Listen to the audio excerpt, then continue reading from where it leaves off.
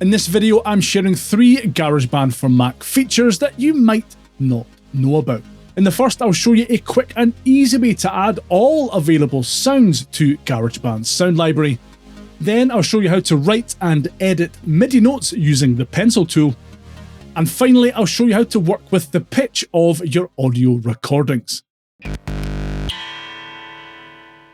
When you first download and open GarageBand for Mac, you'll notice that a lot of the instrument patches, audio patches, and loops are greyed out, with icons next to them that you can click to download them for use.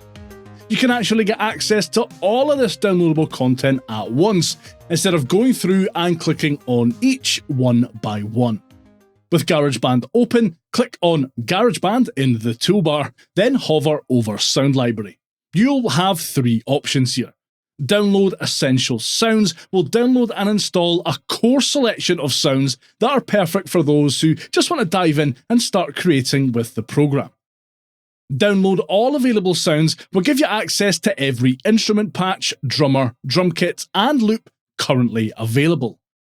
Over the years, gigabytes and gigabytes of content has been added to GarageBand in the form of genre-specific sound and instrument packs and producer packs, where Apple have collaborated with artists, DJs, and producers to create their own bespoke collection of sounds.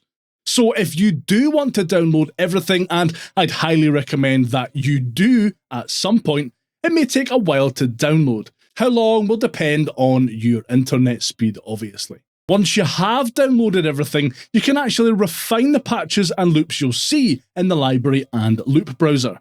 If you want to explore the instrument patches that come with the 8-Bit Legends pack, for example, open the library window, then click on the menu at the top here. Select 8-Bit Legends from the menu, and now all categories and patches displayed will be from that sound pack.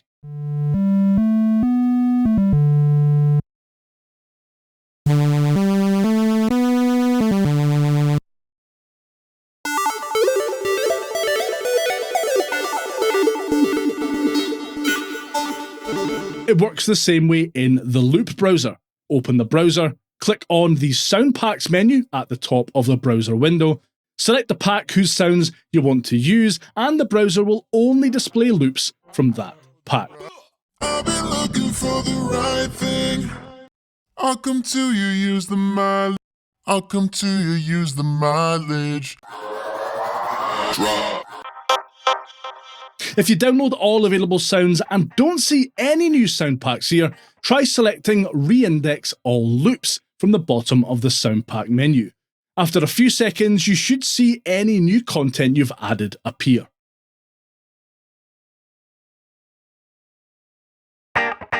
Back in the Sound Library menu, the last option, Reinstall Sound Library, will reinstall absolutely everything in your sound library. This is useful if for some reason the sound library is changed or altered, or for some other reason stops working. Before we draw in our own MIDI notes in GarageBand, we'll first need to open a new software instrument MIDI track. I can do that by hitting the plus button here and selecting MIDI from the available options. Next, we need to open the piano roll. With the track selected, I can click on the editor button here, or head to View in the toolbar and select Show Editor. Or I can use the keyboard shortcut P. As I'm starting from scratch here, I'll need to create a region to put my notes into. To do that, I need to press and hold the Command key on my typing keyboard. You'll see my mouse pointer change into the pencil tool, and then click in GarageBand's workspace. A 1-bar long region is created, which I can then resize by first letting go of the command button and then hovering the mouse pointer over the bottom edge of the region. The pointer changes to this icon, and I can then click, drag, and drop the region to the size I need. Alright, I have a 4-bar region here. We now need to head down to the piano roll. Again, if I hold the Command key, my mouse pointer changes to the pencil tool, and if I click anywhere here, a MIDI note is created that corresponds to the piano note on the edge of the piano roll window. Note I can zoom in and out of the piano roll by using the slider here. I can resize these notes the same way as I resized the region, by hovering over the edge and resizing when the pointer changes.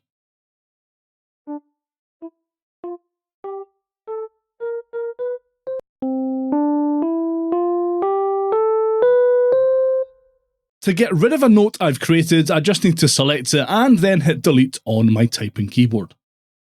I can select all notes by holding the command button and pressing A on my typing keyboard, and then resize or move the notes all at once.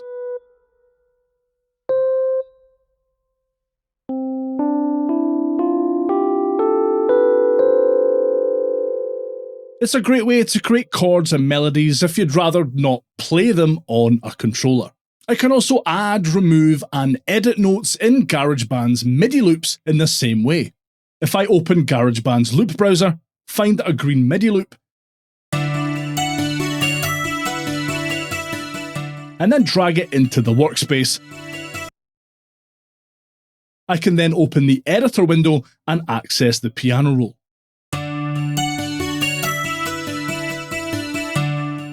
From here I can interact with the loop's notes the same way I could when creating MIDI from scratch. I can resize and change what note the existing MIDI notes trigger, and even add extra MIDI notes or delete any I don't need.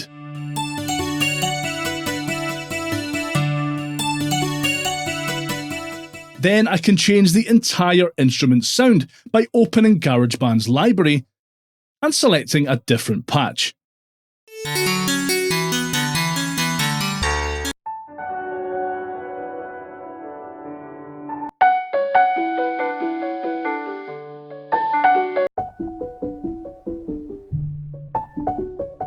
This is a great way to use GarageBand's MIDI loops as a starting point to build on, edit, and use in your own original projects.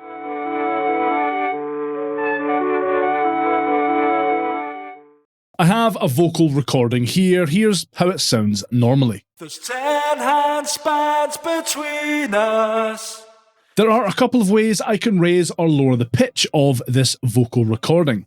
First, with the track selected, I need to click on this button to open the editor window.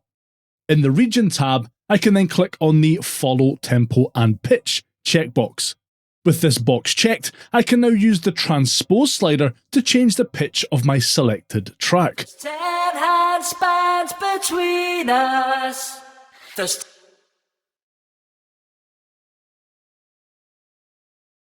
There's 10 hand spans between us. Each step up or down increases or decreases the pitch of the track by 1 semitone. The max I can increase or decrease by here is 1 octave. There's 10 hand spans between us. There's 10 hand spans between us. If you're looking for a way to adjust the pitch of a track in smaller increments, one of GarageBand's stock plugins is a much better option than the Transpose slider found in the editor window. Before doing that though, open GarageBand Settings by clicking GarageBand in the toolbar, then selecting Settings. In the Audio/MIDI tab, check the box marked Enable Audio Units if it's not checked already. This will give you access to GarageBand's built-in audio unit plugins that we'll use in the next step. From here, I need to click on the Smart Controls button here, then head down to the Plugins section here. I'll click here in the Plugins section to open the Plugins menu, and then hover over Audio Units, then Apple, and then I'll select AU New Pitch from the list of available plugins. I can now use the AU New Pitches plugins slider to change the pitch of my track in much smaller increments. 10 hand spans between us. There's 10 hand spans between us. There's 10 hand spans between us. There's 10 hand spans between us. There's 10. This could be really useful if you've recorded a vocal track, for example, that's maybe a little bit flat or a bit sharp, and you just need to nudge the pitch a wee bit to match the rest of the project. Spans between us. There's 10 hand spans between us. There's 10 handspans between us. You can use either of these pitch editing methods on other track types too, like software instrument MIDI tracks,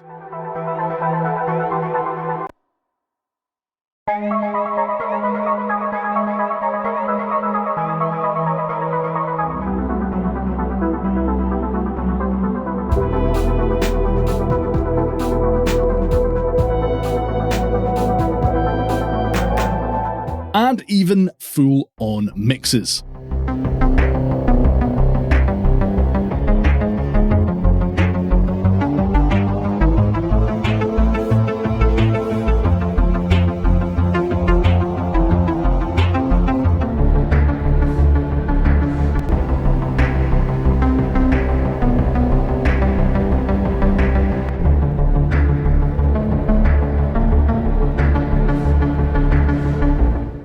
Thanks for sticking round to the end. If you found this video helpful, please give that like button below a good hard slap.